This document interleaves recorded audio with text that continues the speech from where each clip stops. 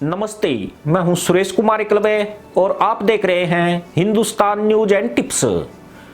यरूशलेम की अल-अक्सा मस्जिद में मचा तांडव उस देश के साहस को बयां करता है जो चारों तरफ से मुस्लिम मुल्कों से घिरा हुआ है। पर मजाल है कि सिर्फ बकलोली से ज्यादा कोई मुंह तक उठा सके। मुंह उठाया तो इजराइल जानता है कि उसे कैसे तोड़ा जाता है। वह भारत की तरह बुद्ध का पूजक नहीं है जिसने अपने ही देश में अपने ही नागरिक रिफ्यूजी बना दिए, बल्कि इजरायली ने घर में ही नहीं बल्कि मस्जिद में घुसकर ठोकने का मादा रखता है। वह ठोक रहा है और जमकर ठोक रहा है। कल 35 मुसलमान आतंकियों को हुरों की खोज में भेजा गया है। यह संख्या अभी और भी ज्यादा बढ़ सकती है क्योंकि इजराइल ने गाजा पट्टी पर एयर स्ट्राइक को अंजाम दिया है। इस बात में कोई संदेह नहीं है कि उत्पात की जब भी शुरुआत हुई वह फिलिस्तीन के मुसलमान आतंकियों द्वारा ही की गई। यरूशलेम में ताजा झड़प के जनक भी यही लोग हैं।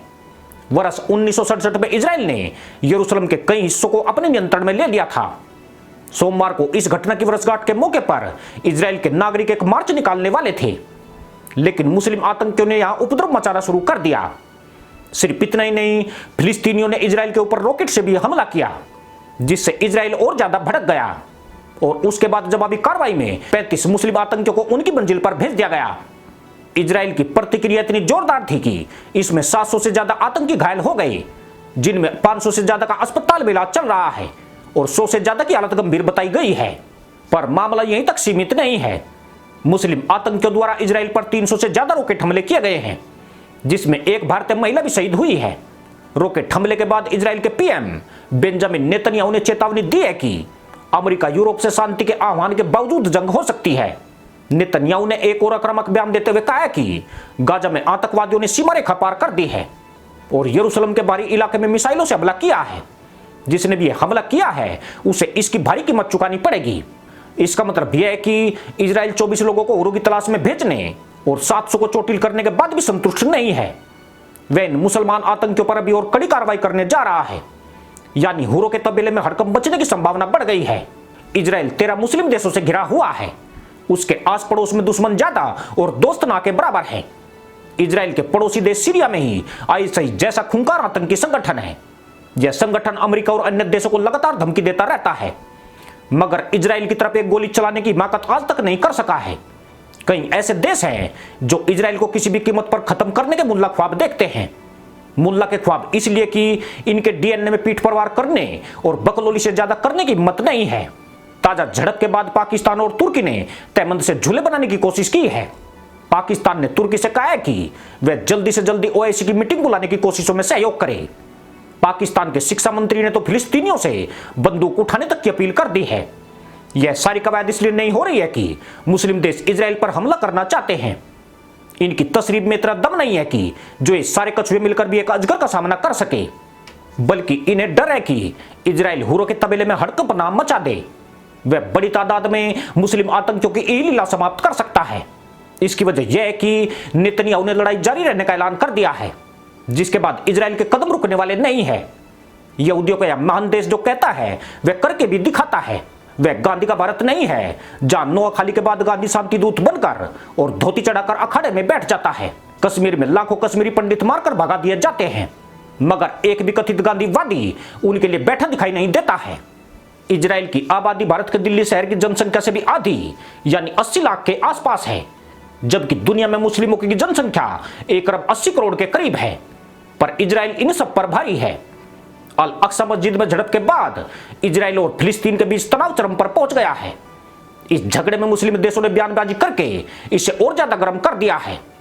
हिंसक झड़प से शुरू हुए विवाद ने अब रॉकेट हमलों और एयर स्ट्राइक की राह पकड़ ली है। जिस अल अक्सा मस्जिद में यह झड़प हुई है वह इजराइल के नियंत्रण वाले पूर्वी यरूशलेम में स्थित है।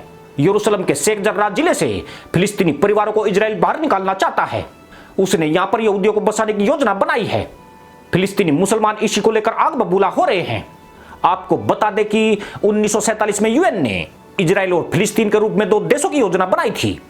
यूएन ने यरूशलेम को यूएन प्रशासित रखा था, मगर इसी बीच यहां युद्ध छिड़ गया और ज्यादातर इलाके पर इजराइल ने कब्जा कर लिया। यरूशलेम पर झगड़े की वजह धार्मिक पहलू होना भी है। यह इस्लाम की तीसरी सबसे पवित्र जगह है। वहीं टेंपल माउंट की पश्चिमी दीवार यहूदियों की सबसे पवित्र जगह है। ईसाई भी इसे पवित्र शहर मानते हैं। यरूशलेम का ओल्ड सिटी एक पुराना शहर है। यह 4 हिस्सों में बटा है। जिसमें ईसाई, यहूदी, आर्मेनियाई और मुसलमान रहते हैं। यहाँ मुसलमान हैं इसलिए सबसे ज्यादा अशांति भी इस इलाके में रहती है। यह लोग यहूदी और ईसाइयों को परेशान करने वाली हरकतें करते रहते हैं। जिस वक्त इजराइल बना उस दौरान 7 लाख फिलिस्तीनी रिफ्यूजी हो गए थे, मगर उन्होंने 4-4 शादियां करके और ढेरों बच्चे पैदा करके अपनी जनसंख्या 70 लाख के करीब कर ली है। ऐसे में ये लोग यरूशलेम आ गए तो यहूदी अपने ही देश में अल्पसंख्यक हो जाएंगे। इससे फिर से धर्मयुद्ध छिड़ने का डर है। दुनिया में जहां जहां इस्लाम मौजूद है वहां उनके बीच रहने वाले दूसरे धर्मावलंबियों से विवाद का पुराना नाता रहा है।